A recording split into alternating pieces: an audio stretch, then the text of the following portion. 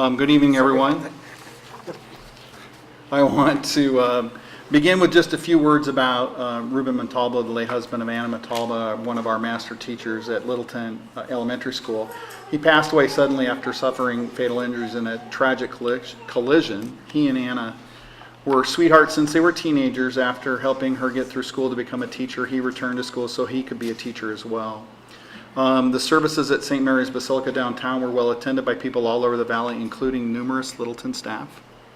Her presence will be missed while she is on leave, and our district seems to have had more than its share of tragedy at the start of this school year, so our hearts go out to Anna and her family.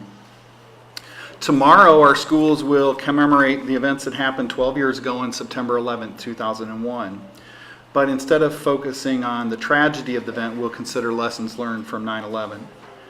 First, people around the world showed their kindness and love for each other by reaching out to support families who were hurt by the event.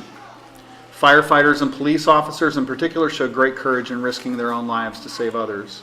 Americans put aside their differences by coming together and showing the power of patriotism.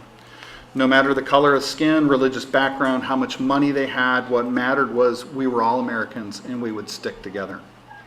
Soldiers sacrificed their time and their lives to fight against those who might harm us, and our whole country started taking our own safety more seriously. We learned that we must have courage to do the right thing, to protect and defend each other, and we learned to put aside our differences to care for each other, which sometimes means sacrifice.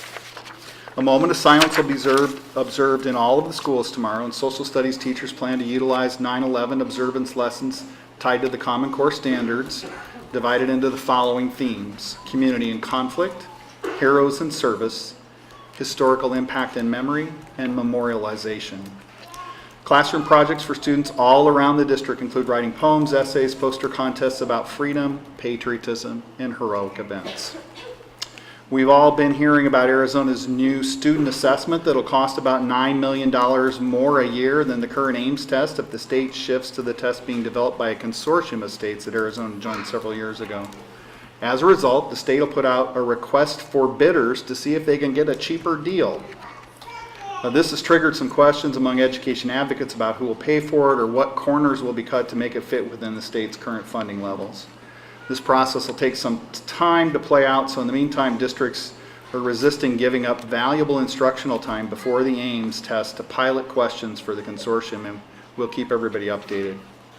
I thought people would be interested in a Newsday column by Ann McFeathers where she said, "It's time that we ask why we think we can make economic progress by giving school children 2 or 3 months off each summer."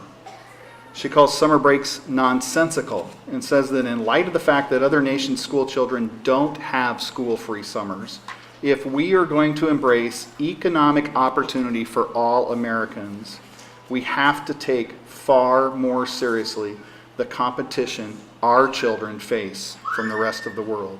She adds that the only way we can make economic progress and restore our embattled middle class is through better education, which starts by challenging students year-round. Our teachers are working together to get new student orientation and peer mediation program up and going at Tres Rios, and the leadership team is working with students to train new students in the Make Your Day citizenship program. Plus, new kids get a tour of the campus, eat with a lunch buddy on their first day. New students have commented that these initiatives have proven beneficial and are much appreciated by their families entering school. I'm also happy to report the Quinton Garden Club will be underway soon. The garden has started last year, and we had geraniums and some veggie plants thanks to gifted and life skill students. They're planning to expand with more veggies and flowers and more student volunteers. They also have Safety Sharks, which are a team that helps keep the campus safe with peer mediation and Make Your Day support, and a green team in charge of recycling, making sure the campus is litter-free. You may know the basketball season is well underway. All teams representing their schools with pride and great effort in every game. The Collier Coyotes boys basketball team is playing great as a team, and it shows their league-leading overall record, West Division of 5-0. Tres Rios Pumas are getting stronger every game, and so far this year they have a slim lead in the East Division. Girls basketball season is turning out to be very competitive. Country Place Lady Mustangs are a force to be reckoned with so far this season. Their tenacity on defense, ability to rebound, has been pulling away from the pack. Overall record in the East Division of 5-0.